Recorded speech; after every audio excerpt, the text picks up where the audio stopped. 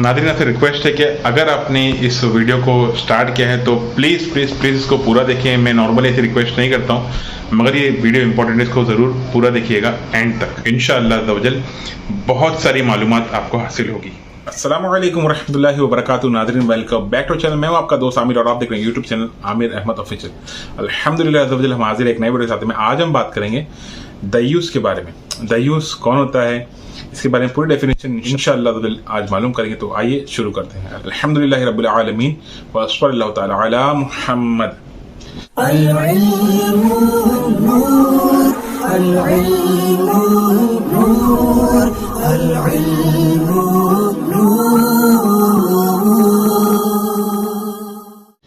तो नाज़रीन पहले तो हम जो है पहले एक कुरान करीम की एक आयत को सुनेंगे, यानी उसका तर्जमा सुनेंगे।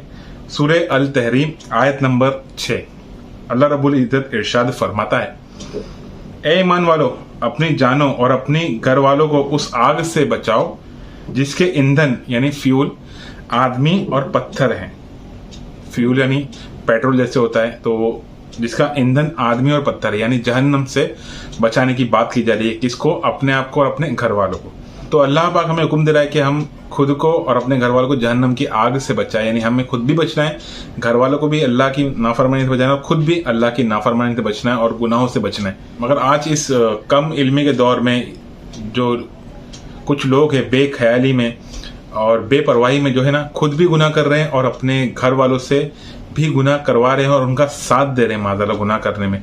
तो अब आइए हम टॉपिक का जो वर्ड है दयूस, दयूस के बारे में सुनते हैं। दयूस कौन होता है, पहले सुनते दयूस के बारे में हदीस पाक में क्या आया है। नबी सुल्तान रहमत आलमियान सरकार दो जहान मेरे प्यारे प्यारे आका मदीने वाले मुस्तफ़ा सल्लल्लाहु ताला अलैहि वसल्लम ने फरमाया, तीन शख्स कभी जन्नत में दाखिल नहीं होंगे। नंबर 1 दयूस, नंबर 2 मर्दाना वज़ा बनाने वाली औरत, यानी जो औरत मर्दाना तरीके से रहती है, यानी बाल वैसा कटवाती है या मर्दाना कपड़े पहनती है या शूज़ वगैरह मर्दाना पहनती है। तो एग्जाम्पल मैंने दिया। और तीसरा जो है वो है शराब नोशी का आदि, यानी शराब पीने का आदि। तो अब दयूस जो है ना, वो कौन होता है, उसका डेफिनेशन सुनते हैं। दयूस जो लोग बावजूद कुदरत अपनी औरतों यानी वाइफ्स और महारिम यानी माँ, बहन, बेटी, वाइफ एक्सेट्रा को बेपर्दगी से मना ना करें, वो दयूस है। अल्लाह अकबर। तो दयूस जो है जन्नत में नहीं जाएगा। इस हदीस पाक को हमने सुना और दयूस के बारे में हमने सुना कि जो बंदा अपनी माँ, बहन, बेटी, वाइफ या जो भी महारिम औरतें हैं उनको अगर ये पर्दा करने का हुक्म ना दे, उन्हें बेपर्दगी करने से मना ना करे, तो ये बंदा दयूस है। तो हमें समझ में आया कि दयूस का मतलब क्या है। तो हमें गौर करना चाहिए कि ऐसा तो नहीं है कि हमारे घर में हमारी महरीम औरतें जो हैं वो बेपर्दा घूमती हों, है ना। तो इस पे हमें फर्स्ट ऑफ ऑल गौर करना चाहिए। और कितने कम नसीब हैं वो लोग जो माज़अल्लाह अपनी औरतों को पर्दा करवाना तो दूर की बात है, बल्कि बेपर्दा करके रखना पसंद करते हैं। उनको अच्छा लगता है कि हमारी औरतें जो है बेपर्दा रहें। और अगर कोई औरत पर्दा करने वाली हो तो उसको यानी ये कह दिया जाता है कि किसी घरानों में कि ये व्हाट इज दिस, बोल रही क्या है, हम पढ़े लिखे लोग हैं। तो माज़अल्लाह ऐसे भी लोग दुनिया में पाए जाते हैं। और याद रखिएगा, अच्छी तरह नाराज मत होइएगा। नबी करीम ने फरमाया वो शख्स दयूस है जिसे इस बात की परवाह ना हो कि उसके घर में कौन आता जाता है। दयूस मीन्स पता है आपको क्या होता है? उर्दू में बताऊं, नाराज तो नहीं होंगे? बेगैरत। यानी अगर हमारी ज़ौजा, हमारी घर की औरतें नामहरमों से हंस हंस के बातें कर रही हो, नामहरमों घर में घुसेड़े, तो याद रखें ऐसे शख्स को आपके नबी ने दयूस कहा है। नामहरम कौन होता है? ये नहीं कि कोई अजनबी घर में मोहल्ले का लड़का घुस रहा हो, खालाजाद, फुफीजाद, चचाजाद, मामूजाद, इन कजनों से पर्दा है आपकी बीवी का, वो नामहरम है। इसी तरह लड़की का और खालू का पर्दा होता, इसी तरह आपका और मुमानी का पर्दा है। इसी तरह अगर आपकी चच्ची खाला ना हो सकी, बाहर से आई है, तो चच्ची का और आपका भी पर्दा है। हमारे यहाँ कहाँ हो इसका ख्याल करते? अल्लाह के नबी पर्दे के अहकाम बयान फरमाए और हमारी हालत यह है कि अगर हम इस तरह की बातें बयान करें तो ये औरतें हमारे खिलाफ बोलना शुरू कर देती हैं। अरे क्या हम गारों में छुप के बैठ जाएं?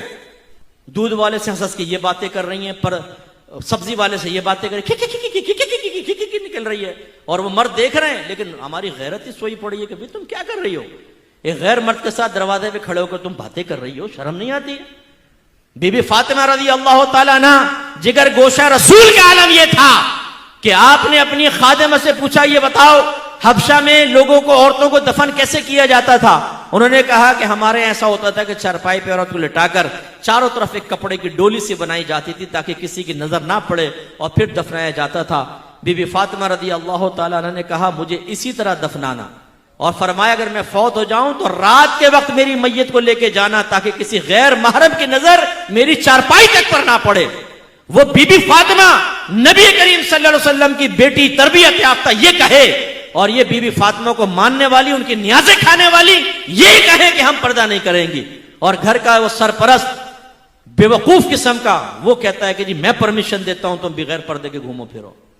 यानी कितनी बहनें मुझे ऐसी मिली जो ये कहती है कि हमारे शौहर ये कहते हैं कि मेरे दोस्त आए, रिश्तेदार आए, बिला पर्दा सामने बैठो।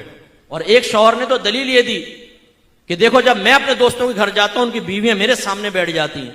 यानी वो अगर तुम बेगैरत हो, वो अपनी बीवियों को बेगैरत बना के तुम्हारे सामने बैठाए, तो तुम्हारी बीवी भी बेगैरत बन के तुम्हारे दोस्तों के सामने बैठे और दावत नजारा दे।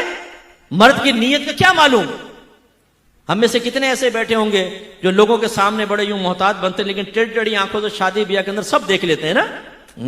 लाल वाली कपड़े वाली देख, अच्छा कर रहे यूं होंगे, उंगलियों के झरोके से देख लेंगे। और बीवी साथ बैठे होगी स्कूटर पे, पता है बीवी बैठी हो तो टेढ़ी आंखों से देखेगा ना वो साथ में जाती हुई औरत को, बातों का टकरा भी जाते हैं गाड़ियों से। तो जब हमारी नीयतों में इतना फतूर है कि शैतान कुछ ना कुछ डाल देता है, तो आपने कैसे समझा कि घर की औरत के शैतान से बिल्कुल पाको साफ हो गई? शैतान उसके जहन में ख्याल नहीं डाल सकता, गैर मर्द की तरफ उसकी तवज्जो नहीं जा सकती। ये हमारी जिम्मेदारी है कि हम उसको रोकें। नबी करीम तो ये करें और हम ना करें, गलत चीज है ना। एक मरतबा नबी करीम सल्लल्लाहु अलैहि वसल्लम हुजरे में दाखिल हुए, सईदा आयशा सिद्दीक़ा रज़ी अल्लाह तआला अन्हा के पास एक शख्स को बैठे हुए देखा, चेहरे अनवर का रंग बदल गया, जलाल के आसार नुमाया हुए। सईदा आयशा ने अर्ज़ किया, रसूलल्लाह ये मेरे रिज़ाई भाई हैं, यानी हमने एक ही माँ का दूध पिया है।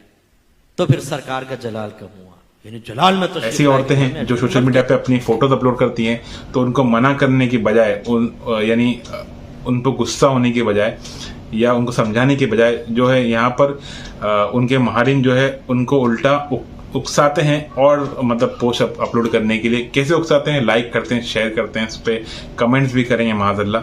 तो इस तरीके से उनकी हौसला अफजाई कर रहे होते हैं। कुछ माज़अल्लाह एक कदम और आगे निकल जाते हैं कि वो खुद ही अपनी औरतों के साथ में अजीब अजीब मतलब कैसे कैसे फोटोज होते हैं वो अपलोड अपनी औरतों के साथ में अपलोड करते हैं, वाइफ के साथ में, माँ बहन के साथ में, कैसे यानी किस किस तरीके से फोटोज जो है जो अपलोड नहीं होने चाहिए वो उस तरीके की फोटोज जो है सोशल मीडिया पे अपलोड करते होते हैं। और लोगों के कमेंट आते होते हैं उनकी औरतों के लिए माशाअल्लाह ये वो XYZ और माज़अल्लाह, और ये जो है ना खुश हो रहे होते हैं, मतलब अपने आप को खुद दयूस के हुक्म में ये दाखिल कर रहे हैं, खुद अपने आप को दयूस बना रहे हैं, और ऊपर से ये खुश हो रहे होते हैं जब लोग इनको कमेंट कर रहे थे। हमें हुक्म दिया गया था कि हम जो है खुद को भी रोकें और अपने घर वालों को भी जहन्नम के आगे से बचाएं, मगर यहाँ पर तो पूरा एक सिलसिला उल्टा हो गया, क्योंकि लोग जो है अब ये बताना चाह रहे हैं कि भाई हम भी एजुकेटेड है, हम भी ओपन माइंडेड है, हम भी यानी एक रुतबा रखते हैं, तो उस वजह से जो है अपनी औरतों को बेपर्दा बाहर ले जाते हैं, घुमाते फिराते हैं, सब कुछ करते हैं। तो ये जो पूरा केस ही उल्टा हो गया कि हमें बचाना था अपने घर वालों को, उल्टा हम जो है उनको यानी खुद भी गुनाह कर रहे हैं, खुद भी दयूस बन रहे हैं और उनसे गुनाह करवा रहे हैं, और हम जो है जहन्नम की तरफ अपने पूरे घर वालों को ले जा रहे हैं। हमें इंसानों की एक फिक्र पड़ी है कि भाई ये क्या सोचेगा, वो क्या सोचेगा, कि दकियानूस है, कि पुराने खैरात वाला है, कि अपनी औरतों को यानी ये बुर्का पहनवाता है, मगर ये नहीं सोच रहे कि अल्लाह और उसके रसूल अगर नाराज हो गए इसके इस वजह से, यानी ये जो ये कारनामा कर रहा है बेपर्दगी करवाने का माँ बहन बेटी से सबको, कोई अगर करना भी चाहे, कोई ऐसी होती हैं बेटियां या वाइफ अगर इज्तिमा में चली गई और इज्तिमा में उनको ऐसा लगा कि पर्दा करना चाहिए तो बुर्का पहनना शुरू कर दे, तो ये उल्टा उसको उतरवाते हैं, बोले ये क्या, ये सब मत करो।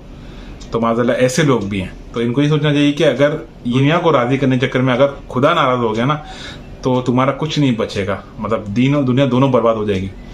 तो इसके बारे में हमें ज़रूर सोचना चाहिए। जो अजीम हस्तियां जो हमारे बुजुर्गान गुजरे हैं वो और इनकी यानी वाइफ महारिम्स इन सब ने जो है पर्दा खुद भी किया, पर्दे का हुक्म भी दिया इन, और यानी इसकी जो तालीमात को आम करते रहे, जबकि खुद जन्नती थे मगर इन्होंने इसकी तालीम को नहीं छोड़ा, इसको आम किया। और आज जो है हम यानी डरते हैं अपनी माँ से, अपनी बहन से, अपनी वाइफ को बोलने के लिए कि हम अपनी वाइफ को इसका हुक्म नहीं दे सकते। और ये हुक्म देना ये आपकी तरफ से नहीं, ये अल्लाह ताला का हुक्म है ना। तो अल्लाह ताला ने ये हुक्म दिया कि हमें जो है पर्दा करवाना है। एक हदीस पाक मैं आपको सुनाता हूँ। हुजूर अकरम सल्लल्लाहु ताला अलैहि वसल्लम ने फरमाया, ए लोगों, अपनी औरतों को सिंगार वाला लिबास पहनकर गैर महरम के सामने निकलने से मना करो। इब्ने माजा शरीफ की हदीस पाक है। और एक हदीस पाक मैं आपको सुनाता हूँ, तुम सब निगरान हो और तुम में से हर एक से उसके मातहत अफराद के बारे में पूछा जाएगा। अल्लाहु अकबर। सही बुखारी शरीफ। तो ये जो है हम जो है आज घर के बड़े हैं, हमें ये जो हम नीचे जो है ना हमारे वाइफ, हमारी बहनें, माँ, जब हम बड़े हो जाते हैं तो हमने इनके सरप्रस्त हो गए, हम इनके निगरान हो गए। अब हमसे जो ना कल बरोज़ क़यामत इनके अमल के बारे में हमसे पूछगछ होगी। हमारे नीचे मातहत हैं ये, तो कल क्या आप इसका जवाब दे पाएंगे? कल बरोज़ क़यामत बहुत सख्ती का आलम होगा, कोई किसी को पहचानने नहीं रहा हो, उस टाइम पे क्या आप इसका जवाब दे पाएंगे? और जवाब नहीं दे पाएंगे तो क्या बनेगा आपका? तो ये आपको अभी से गौर करना चाहिए। और ये सोच लें कि अगर कल बरोज़ क़यामत इनसे पूछा गया, आपकी घर की औरतों से, और इन्होंने कह दिया कि अरे हमें तो हुक्म, इसने, ये हमारा सरप्रस्त था, ये हमें देख रेख करने वाला, इसने हमें कभी कुछ रोका ही नहीं, कभी हमसे कुछ कहा ही नहीं, तो आप सोचो कि आपके मुंह पे कैसा तमाशा लगेगा उस वक्त में। क्या आप कर पाएंगे? कुछ नहीं कर पाएंगे उस वक्त आप, क्योंकि उस वक्त जो वक्त गुजर गया उसका आप क्या कर सकते हैं? तो कम से कम आप आज आप हुक्म तो दे सकते हैं, आप कह तो सकते हैं, भले वो करे नहीं करे पर्दा, मगर हमें एक ट्राई तो करना पड़ेगा ना। ट्राई करें, इंशाल्लाह। तो जब अल्लाह ताला मदद करने वाला है तो इंशाल्लाह हो सकता है बेपर्दगी खत्म हो जाए आपके घर से और आपके मोहल्ले से और आपके खानदान से। तो आप जरूर कोशिश करें, इंशाल्लाह तो अल्लाह इसमें मदद फरमाएगा। अच्छा नाज़रीन, बहुत ही इंपॉर्टेंट चीज़ मैं बोलना भूल गया, यानी मैंने जो वीडियो बनाया उसमें पूरा मुखातिब जो है मर्दों को किया है, औरतों को भी, यानी मेरी तरफ से एक मैसेज ये है कि कुरान करीम में अल्लाह ताला ने इरशाद फरमाया है कि अपनी जानों को, अपने घर वालों को जहन्नम की आग से बचाओ। तो ये जो है ना सारे ईमान वालों को आप, अल्लाह ताला फरमाता है ए ईमान वालों, तो यानी इसमें औरतें भी शामिल है, सिर्फ मर्द नहीं है, ठीक है। तो इसमें जो है अब जो औरतें जो बेपर्दगी करती हैं और बिना पर्दे के बाहर निकलती हैं, तो वैसे तो बहुत फेमस है कि औरत जो है बहुत मोहब्बत करती है अपने शौहर से, अपने बेटे से, यानी बेटे या बेटियां जो भी हैं बच्चों से, अपने बाप से बहुत मोहब्बत करती है। तो आप सोचें, गौर करें कि अगर ये आपकी बेपर्दगी करने की वजह से अगर आपके शौहर, बाप, भाई या बेटे जहन्नम में दाखिल हो जाते हैं, तो क्या आप ये जस्टिफाई कर पाएंगे कि आपको ये अच्छा लगेगा कि मेरी वजह से, मैंने जो गलत काम किया, बेपर्दगी की, उसकी वजह से मेरे महारिम को तकलीफ़ हो या उनको जहन्नम में भेज दिया जाए? तो हरगिज़ मैं ये समझता हूँ कि कोई औरत इसको अच्छा नहीं समझेगी। तो बेहतर है कि भले अगर खुद के लिए नहीं तो कम से कम अपने घर वालों के बारे में सोचें और अल्लाह के हुक्म की फरमाबरदारी करते हुए पर्दा करना शुरू कर दीजिए। और ये मत सोचिएगा कि इस्लाम जो है औरतों को ऑप्रेस करता है, दबाता है ये पर्दे का हुक्म देके, बल्कि आप ये सोचिए कि इस्लाम जो है ना, जितनी इज्जत इस्लाम देता है औरतों को, उतनी शायद कोई और दूसरा मज़हब नहीं देता हो। जैसे औरत जो है वो एक माँ होती है, तो माँ के कदमों के नीचे जन्नत है, ये आपने हमेशा सुना होगा कि माँ के कदमों के नीचे जन्नत है। उसके अलावा आपने ये भी सुना होगा, या अगर नहीं सुना तो सुन लीजिए कि हदीस पाक में आता है जिसका मफहूम है बेटी के बारे में, लड़की जो औरत जो होती है वो बेटी भी होती है, तो उसके बारे में आता है कि कई हदीस पाक है जिसका मफहूम यूँ है, समझ लीजिए कि जिसने बेटी की अच्छी परवरिश की, अच्छे अंदाज में परवरिश की, तो वो जन्नत में दाखिल होगा। यानी वो मर्द, वो बाप या वो माँ जिसने बेटी की परवरिश अच्छे अंदाज में की, वो जन्नत में दाखिल होगा। तो औरत जो है वो जन्नत में दाखिल करवाने वाली है, यानी ये दर्जा दिया गया औरत को। उसके अलावा ये भी है कि हदीस पाक में था जिसका मफहूम है कि शौहर, बेहतरीन शौहर वो है, रसूलुल्लाह सल्लल्लाहु अलैहि वसल्लम ने फरमाया, कौन फरमा रहे? नबियों के सुल्तान फरमा रहे, मालिक दो जहान फरमा रहे हैं कि बेहतरीन शौहर वो है जो अपनी वाइफ्स के साथ बेहतर हो, यानी अच्छा सलूक करे। तो ये दर्जा हमें जो है इस्लाम ने दिया है, औरतों को इस्लाम ने दिया है, तो इस्लाम ऑपरेस नहीं करता। मगर पर्दे का अगर हुक्म दिया जाए तो इसका कोई रीज़न होगा, है ना। तो इसका रीज़न ये नहीं है कि आपके ऊपर भरोसा नहीं है या आपका कैरेक्टर अच्छा नहीं, ऐसा नहीं है। मर्द जो होते हैं ना, सारे मर्द के लिए नहीं कह रहा हूँ, मगर मर्द हैं कुछ ऐसे जिनकी नीयत का कोई भरोसा नहीं है। तो इसके लिए आप देखेंगे कि रेप होते हैं ना, तो रेप में मर्द ही रेप करता है ना, आदमी रेप करते हैं, औरतें रेप नहीं करती। तो जो रेप विक्टिम बनने से बेहतर है कि औरत जो है वो पर्दा करे। अब इसमें ये कहने का मकसद ये नहीं है कि मर्दों को हम ऊपर दिखा रहे कि मर्द अपने आप को नहीं संभाले, बल्कि हम जैसे फॉर एग्जांपल समझ लीजिए बारिश हो रही है बाहर, तो हम ऐसा तो नहीं कर सकते कि हमारे हाथ में तो नहीं बारिश बंद कर दें, तो किसी की नीयत को बदल देना हमारे हाथ में नहीं है। मगर हमारे हाथ में क्या है, हम छाता लेके बाहर निकल सके ताकि हम बारिश से बच सके। तो इस तरीके से पर्दा करना भी यही समझ लीजिए कि हम बारिश से अगर बचना चाहते हैं तो हमें पर्दा करना होगा। यानी अगर हम गंदी नीयतों से बचना चाहते, गंदी नज़रों से बचना चाहते हैं, तो हमें जो है पर्दा करना होगा। अब इसी बात को जो मैंने कहा है, इसको आप सर्च भी कर लीजिए कि अगर हम रेप स्टैटिस्टिक्स देखेंगे पूरे वर्ल्ड में, तो आप देखिए कि इस्लामिक कंट्रीज कितनी आती है इसके अंदर। तो ये सामने आपके तकरीबन 40 कंट्रीज़ के नाम है। इसमें एक भी कंट्री जो है ना इस्लाम यानी मुस्लिम बहुमूल कंट्री कोई नहीं जिसमें ज़्यादा मुसलमान हो और बाकी दीगर दो रिलीजन वाले वो कम हो, ऐसी कोई भी कंट्री इसमें नहीं है। आप देखें, अगर अब भी ये सब सुनने समझने के बाद भी अगर आपको ये कहना है कि why should boys have all the fun, यानी सब मतलब मर्द ही क्यों करे, और आपको बेपर्दा रहना है, स्टेटस लगाने हैं, डीपी पे लगाने हैं, व्हाट्सएप की, फेसबुक की, और स्टेटस से ये सब करना है, आपको इंस्टाग्राम पे अपलोड करना है, तो उससे पहले ये बात भी सुन लीजिए जो मैंने हदीस पाक औरत के बारे में सुनाई, जन्नत में दाखिले वाली, यानी ये औरत जो है वो मर्द के लिए जन्नत में दाखिले का सबब है। तो एक हदीस पाक ये भी सुन लीजिए कि रसूलुल्लाह सल्लल्लाहु अलैहि वसल्लम फरमाया, जिसका मफहूम है कि औरत में कि जहन्नम में जो है ना वो बकसरत औरतें होंगी, यानी औरतों की तादाद मर्दों से ज़्यादा होगी। तो कहीं ऐसा ना हो कि हमारे ये अमल से हम बाज नहीं आ रहे, इसकी वजह से ऐसा ना हो कि उन औरतों में हमारा भी शुमार हो जाए और हम भी जहन्नम में दाखिल हो जाए। मतलब जो औरतें ये देख रही हों, यानी अगर कोई देख रही हो बोल ये मतलब ये सब बातें उनके समझ में नहीं आती हो, यार ये सब क्या है, ये तो हमें बांध रहे हैं, और या कोई मर्द हो वो बोलते हैं क्या बकवास कर रहा है, लोग तो ओपन माइंडेड है, हम एजुकेटेड लोग हैं, ये सब हम नहीं करते। तो आप लोगों के लिए कुछ लाइन्स में पढ़ना चाहता हूँ, है ना, कुछ लाइन्स में पढ़ के सुना रहा हूँ। मिटने वाली दुनिया का एतबार करता है, क्या समझ के तू आखिर इससे प्यार करता है। मौत ने जमाने को ये समा दिखा डाला, कैसे कैसे रुस्तम को खाक में मिला डाला। कल जो तन के चलते थे अपने शानो शौकत पर, शम्मा तक नहीं जलती आज उनकी तुरबत पर। मौत सबको आनी है, कौन इससे छूटा है, तू फना नहीं होगा ये ख्याल झूठा है। और ये सब जानकर सोच समझकर मौत आनी है, कयामत कायम होगी, सब कुछ होगा।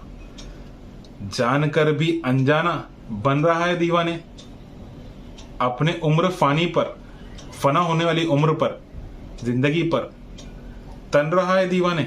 इस कदर तू खोया है इस जहां के मेले में कि तू खुदा को भूलाए। फंस के इस जमेले में आज समझ ले कल ये मौका हाथ न तेरे आएगा। ए गफलत की नींद में सोने वाले धोखा खाएगा। गफलत की नींद से जाग जाइए, बेखबरी में मत सोइए। मौत सबको आनी है, वो आकर रहेगी। चढ़ता सूरज धीरे धीरे ढलता है, ढल जाएगा। अस्सलामु अलैकुम वरहमतुल्लाहि मेरी आने वाली नस्लें तेरे इश्क ही में मचले। इन्हें एक तुम बनाना मदनी मदीने वाले।